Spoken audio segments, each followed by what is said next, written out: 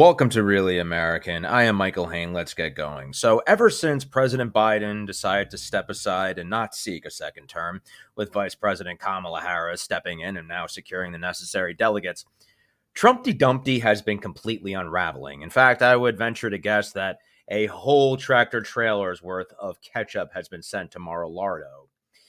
Anyway, this was no better put on display than at yesterday's freak show rally in Georgia, which actually is causing Republicans to completely turn on him. Let's take a look at what he said. But your governor, Kemp, and Raffensperger are doing everything possible to make 2024 difficult for Republicans to win. What are they doing? I don't know. They got something in mind, they got a little something in mind. Clearly, this is Trump's current campaign manager. It absolutely has to be. Who's advising him? Okay, first of all, who walks into a state that's Republican-controlled, by the way, very popular Republican governor, and proceeds to shit all over that governor? Are we still a little butthurt, Trumpy Dumpty, because that governor wouldn't allow you to steal the election in 2020 and circumscribe the votes of thousands of Americans in a democracy? Is that what it was? Something in mind. Kemp is very bad for the Republican Party. He wouldn't do anything. We have Burt Jones over here. We have Burt Jones. All he wanted in the Senate was to have a special resolution passed, and it was all done. Every senator wanted it. Every Republican wanted it. And we have Senator Beach here someplace, too. Where is Senator Beach? Oh, I can't forget him. We can't forget him. A warrior, that, and many others in this group. But all they wanted was to have just a special. We want to go over the election. We want to look because there's too many things. And the governor wouldn't sign it. And I knew he would because I got him elected. I sent a young guy over to his office. Would you please have him sign this? And the kid came back. He said, sir, he won't sign. Of course he will. I got him elected. Give me a break. Of course he will. No, he wouldn't. And then I said, well, go back over. Tell them it's for me. It's a good thing, not a bad thing. They want to look into possible election fraud. Wouldn't you say, Senator, that's a good thing, right? They want to look into election fraud. It comes. So I got him elected. He owes me. Not anybody in Georgia. Not the people he represents, but me. Even though everything I've touched since 2022 has turned to shit. And I just wanted him, I just wanted him to, make certain votes, find them. Help me out with fraud. Why not? I got you elected. Yes, the senile, fascist, racist old man is still psychobabbling about 2020. A pair of new reports from the Atlanta Journal-Constitution and Politico quote a number of prominent Republicans, some on the record, some on background, as being equal parts angry and confused by Trump's attacks on Saturday night.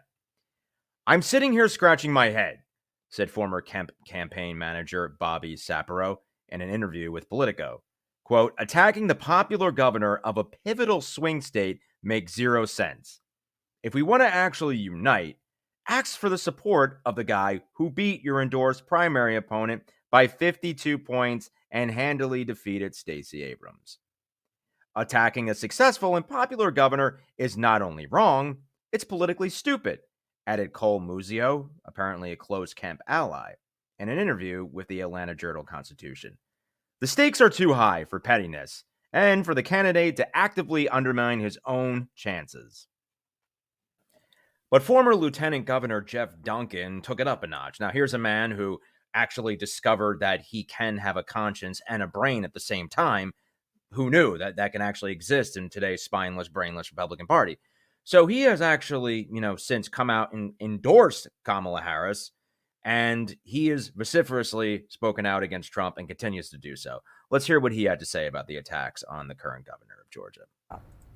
Well, I think Kamala Harris has de-risked her finalist list. There's really no mistake in that list. There's no chance of her doing a J.D. Vance selection, right, and just being, doing harm to the ticket. So I do think the blocking and tackling of simple math is Pennsylvania. I think Republicans would be scared to see a governor of Pennsylvania almost instantly flip that state to being, a loss for the Democrats to being a win for the Democrats. I think that then creates regional creep, and you could probably get Michigan to come along in other states. So I do think it creates momentum. But at the end of the day, she doesn't have a liability on her hands with whoever she picks. Kemp is your former boss.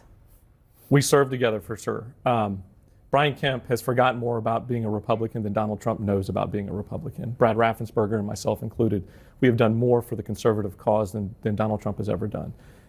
This is now starting to not be Donald Trump's problem. This is starting to be the Republican Party's problem. We have to call him out for what he is. He's a felonious thug who walks down the street and throws sucker punches at people like Brian Kemp, like African-American journalists, like John McCain, and the list goes on and on and on again. And the Republican Party is content sitting across the street watching it happen and not calling him out, not jumping into that fight and saying, you are wrong for us. This 10% in the middle, which now feels like it's growing to be bigger than 10% in the middle, that's going to decide this election, are paying attention. And I've never seen a human be more self-destructive than Donald Trump the last 2 weeks. He continues to do it over and over and over again. And when he loses, and the Republican Party finally catches their breath and wakes up and says, we need a GOP 2.0, there'll be some people around, but it's going to take time to fix. My hope is that Kamala Harris ends up being a blank canvas for us to be able to help work these new policies and new ideas into place. That's the risk I'm taking as a Republican voting for Kamala Harris. Great, Geoff. You've seen the light. Congratulations. You see what everyone with a functioning brain cell has seen. So what I'd like to know is, where were you the past 8 years, bro? Like all these people like Geoff, these never Trumpers, and now all of a sudden there seems to be more of them. Like, were you guys living in a tunnel without Wi-Fi? Were you not hearing the deranged psychobabble, conspiracy humping, race baiting, completely incoherent psychobabble that was spewing out of his portal to hell he calls a mouth ever since 2016? Where were you? That little insurrection-y thingy? That happened? You could have finally had an opportunity to be like, no, we're done. We're done. But you know what? No. You created this orange Frankenstein, okay? You now forever have this fascist sweaty albatross firmly around your necks. Seriously, Republicans, if you actually want to get back to any semblance of sanity, I mean, you never really were quite there, but if you want to get back to some sense of normalcy, it's going to take a pretty Herculean effort of magic.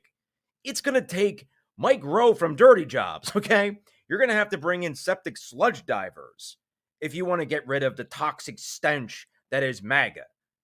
So, while we welcome your most recent condemnation, it's like you act like, where were you for 7 years? Oh, now you're here. Okay, well, be that as it may, it's still good to know that there are people like Geoff who have long since given up on the Republican Party that is now owned by MAGA.